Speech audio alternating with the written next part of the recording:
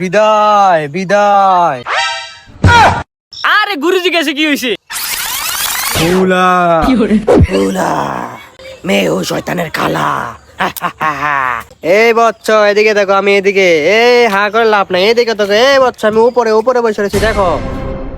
এ শয়তানজি, লাভ নাই এখন আর ডরাই না, এখন তো আপনার যাওয়ানোর সময় হয়ে গেছে। না বৎস, আমি তোমাকে ছেড়ে যেতে চাই না।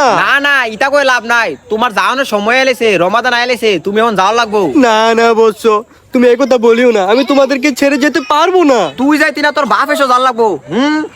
ইটা করে না, অনেক আকাম করছি তোর ফান্দ হইরা। না না বৎস, আমি তোমাদের সাথে দীর্ঘ 11 মাস কাটিয়েছি, আমি কিভাবে তোমাদের ছেড়ে যাব বলো? কোনো লাভ হইতো না ইটা কইরা। এত অনেক আকাম করছি তোমার ফান্দ হইরা, এই একটা আমার সন্তত শান্তিতে থাকতাম। তুমি যাও তাড়াতাড়ি যাও। আমি তো যেতে চাচ্ছি না রে বৎস, কিন্তু এই রমাদানের কারণে আমাকে যেতে হবে, কিছুই করার নেই রে বৎস।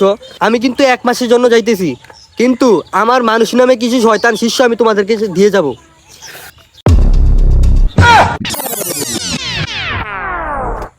আমি তাদেরকে আগামী 30 দিনের জন্য দায়িত্ব দিয়ে গেলাম।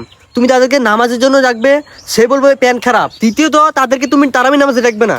আর যদি যাও কিছু নামাজ পরে দেখবা তুমি তাদেরকে ডাব গাছের তলায়। এই শিষ্য, তুমি কি সঠিকভাবে আমার দায়িত্বটা 1 মাস পালন করতে পারবে না? জেসে আগা গুরু। বিদায় বিদায়। আরে গুরুজি গেছে কি হয়েছে? এই 1 মাস তোমাদের দায়িত্ব আমি নিয়ে নাম।